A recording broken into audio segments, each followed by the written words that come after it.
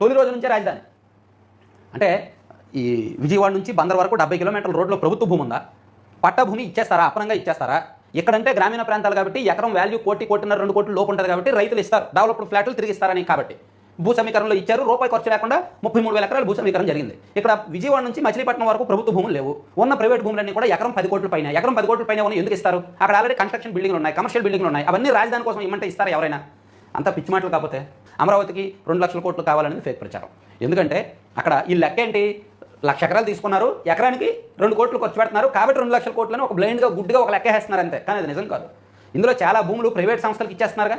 ఆ ప్రైవేట్ సంస్థల వాళ్ళు ప్రభుత్వ డబ్బులు ఖర్చు పెట్టరుగా, ప్రైవేట్ సంస్థల వాళ్ళే ఖర్చు పెట్టుకుంటారుగా.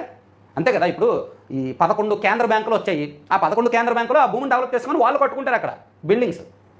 యూనివర్సిటీలకు ఇచ్చినా, విద్యా సంస్థలకు ఇచ్చినా, ఎవరికి ఇచ్చినా వాళ్ళే అక్కడ కట్టుకుంటారు. ఓన్లీ ప్రభుత్వం వాళ్ళకు భూమి అమ్ముతుంది, అమ్మడం వల్ల ప్రభుత్వానికి ఆదాయం వస్తుంది. ఆ ఆదాయం వచ్చిన దాంతో ఈ పట్టాలు డెవలప్ చేసి రైతులకు రిటర్నబుల్ ఫ్లాట్లు ఇస్తారు, అలాగే అప్పులు తీరుస్తారు. అంతా ఫేక్ ప్రచారం అయిపోయింది. రాజధాని అమరావతి మీద అక్కసు కడుపుమంట అది చాలా క్లియర్గా బయటకు వస్తుంది. గ్యాస్ లైటింగ్ అన్నది ఏ స్టేజ్లో ఉంది అన్నది చూడండి ఒకసారి. గ్యాస్ లైటింగ్ అంటే చక్కగా అబద్ధాలు ఆడడం.